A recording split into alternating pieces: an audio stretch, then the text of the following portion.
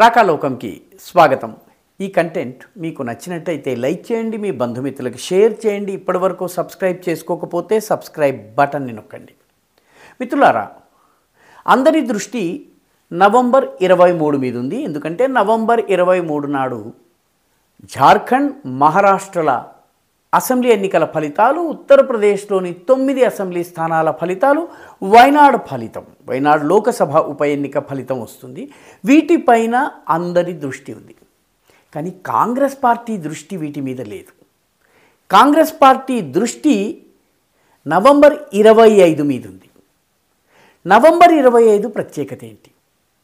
November 25 నాడు parliament శీతాకాల సమావేశాలు ప్రారంభమవుతున్నాయి. పార్లమెంటు శీతాకాల సమావేశాలకు కాంగ్రెస్ పార్టీ ఎప్పట్లాగానే తయారవుతోంది. కాంగ్రెస్ పార్టీ ప్రతిసారి పార్లమెంటు సమావేశాలు, అవి వర్షాకాలం కావచ్చును, వేసవికాలం కావచ్చును, బడ్జెట్ సమావేశాలు కావచ్చును, ఈ సమావేశాల సమయంలో కాంగ్రెస్ పార్టీ ప్రత్యేకమైనటువంటి ఆయుధాలని తయారు చేసుకుని మరీ వస్తుంది. ఈ ఆయుధాల సహకారంతో 4 లక్ష్యాల్ని సాధించదలుచుకుంటుంది. మొట్టమొదటిది, ప్రధానమంత్రి నరేంద్ర మోడీ ప్రతిష్టను దెబ్బతీయటము, ఆయన ప్రతిష్టను మసకబార్చటము, ఏదో ఒక రకంగా మోదీ అవినీతిపరుడు అని రుజువు చేసేటటువంటి ప్రయత్నం చేయటం. ఎందుకంటే రుజువు చేసేందుకు అక్కడ కేసులు దొరకటం లేదు, ఆధారాలు దొరకటం లేదు.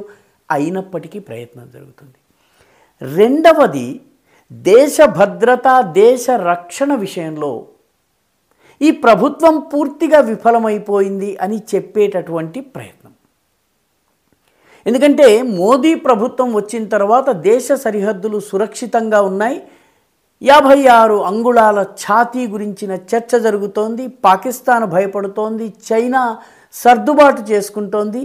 కాబట్టి ఏదో ఒక రకంగా ఆయనను బలహీనుడుగా చూపించాలి, జాతీయ భద్రత విషయంలో దెబ్బతిన్నట్టుగా చూపించాలి. ఇది రెండవ లక్ష్యం.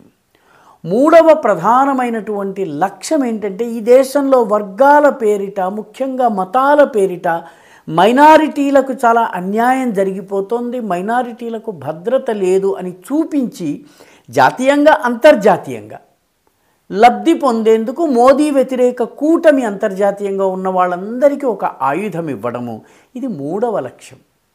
నాలుగవ లక్ష్యము, ఆ సెషన్, పార్లమెంటు సమావేశాలు మొత్తము వాషౌట్ అయిపోయేలాగా, మొత్తము సమావేశాలంతా కూడాను వెల్లోకి రావడము, నినాదాలు చేయటము, సభను స్తంభింపజేయటము, మొత్తం మీద సభలో ఎటువంటి కార్యక్రమం జరగకుండా చేయటం.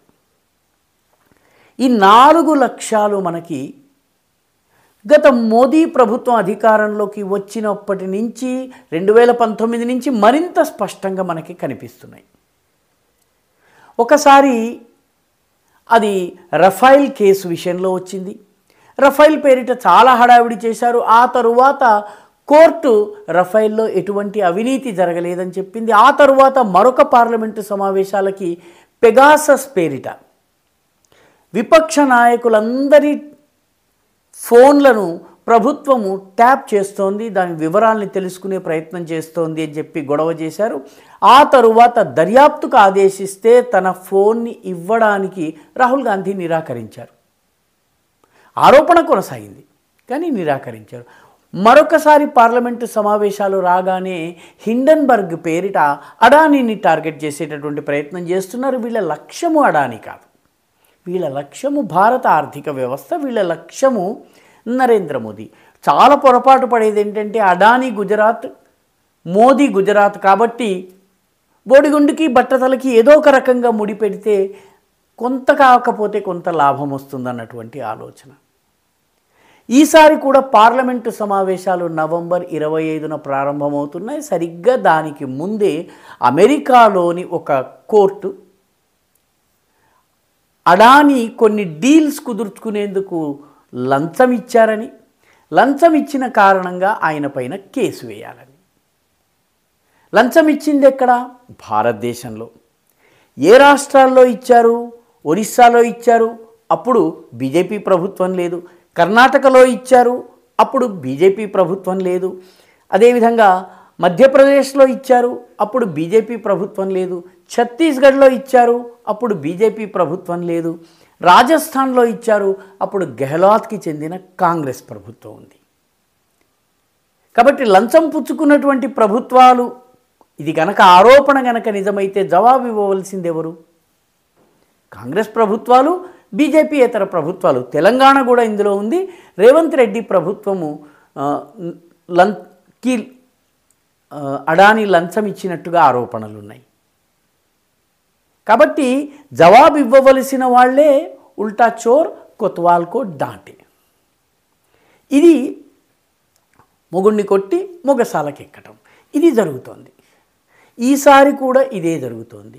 భారతదేశంలో బీజేపీయేతర ప్రభుత్వాలలో జరిగినట్టుగా చెబుతున్న అవినీతి పైన అమెరికాకేం అధికారము? ఎవరూ ప్రశ్నించటం లేదు. తమాషా ఏంటంటే దీనిని ఉపయోగించి పార్లమెంటు సమావేశాలను ఈ మొత్తము స్తంభింపజేయటం లక్ష్యము. రెండవది అంతర్గత భద్రత. అంతర్గత భద్రత విషయంలో ఇప్పటికే మణిపూర్కి సంబంధించి అస్త్రాలు రెడీ అవుతున్నాయి. జిరిబామ్లో జరిగినటువంటి సంఘటనలు కావచ్చును, ఇవన్నీ కూడాను మణిపూర్లో శాంతి రాకుండా చేసేందుకు ఈ సంఘటనల్ని ఉపయోగించుకుని ఒక పెద్ద ఎత్తున అల్లరి చేసేందుకు పార్లమెంటు సమావేశాలు ప్రారంభం కావడానికి ముందే ఒక సమయంలో ఇద్దరు కుకీ యువతుల్ని నగ్నంగా ఊరేగించారన్నటువంటి వివాదం వచ్చింది. మరొకసారి పెద్ద ఎత్తున హింస జరిగింది, కుకీలపైన హింస జరిగింది అని చెప్పి మరొక పార్లమెంటు సమావేశాలకి ముందు, ఈసారి కూడా మళ్ళీ పార్లమెంటు సమావేశాలకి ముందే జిరిబామ్ సంఘటన, ఆ తరువాత ఈ మోరే దగ్గర జరుగుతున్నటువంటి సంఘటనలు, దీనిపైన రాకాలోకంలో ఇంకొక వీడియో కూడా చేయటం జరిగింది. మూడవ ప్రధానమైనటువంటి లక్ష్యము మనం ఇందాక చెప్పుకున్నట్టుగా పార్లమెంటుని స్తంభింపజేయటం. దానికోసము అన్ని రకాల ప్రయత్నం చేస్తున్నాయి. ఈ దేశం యొక్క ఆర్థిక మూలాల్ని దెబ్బతీయటము, మోదీ ప్రభుత్వాన్ని అవినీతి ప్రభుత్వంగా చూపించటము, అంతర్గత భద్రత విషయంలో మోదీ ప్రభుత్వం బలహీనమని చెప్పడము, ఈ అన్ని ప్రయత్నాల్లో అన్నిసార్లు కాంగ్రెస్ విఫలమైంది. అయినప్పటికీ మరోసారి ప్రయత్నం చేస్తోంది.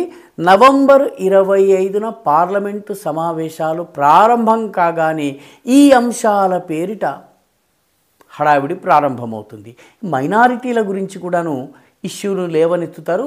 వక్ఫ్ బిల్లుని ఈసారి సాకుగా ఉపయోగించి పార్లమెంటులో మైనారిటీ హక్కులు, మైనారిటీ భద్రత పేరిట భారీ ఎత్తున గందరగోళం సృష్టించడం జరుగుతుంది.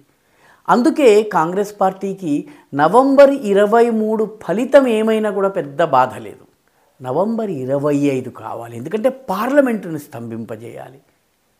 ఏదో ఒక రకంగా జాతీయ భద్రతకు సంబంధించిన అంశాలు, దేశ ఆర్థిక బలిమికి సంబంధించి, అదేవిధంగా దేశంలోని వివిధ మత వర్గాల మధ్య ఉద్రిక్తతలు రెచ్చగొట్టేటటువంటి ప్రయత్నం ఏదో జరుగుతున్నట్టుగా అనిపిస్తోంది. పార్లమెంటు సమావేశాలలో ఈ స్ట్రాటజీని ఇంప్లిమెంట్ చేయడానికి ఇప్పటికే రంగం కూడా సిద్ధమవుతున్నట్టుగా కనిపిస్తోంది. అందుకే నవంబర్ 23 కన్నా కూడాను నవంబర్ 25 కాంగ్రెస్ పార్టీకి చాలా ముఖ్యంలాగా అనిపిస్తున్నట్టుగా ఉంది. ఈ వీడియో మీకు నచ్చినట్టయితే లైక్ చేయండి, షేర్ చేయండి, ఈ ఛానల్కు సబ్స్క్రైబ్ చేయండి. మీ అభిప్రాయాన్ని కమెంట్ల రూపంలో తప్పనిసరిగా పంపించండి.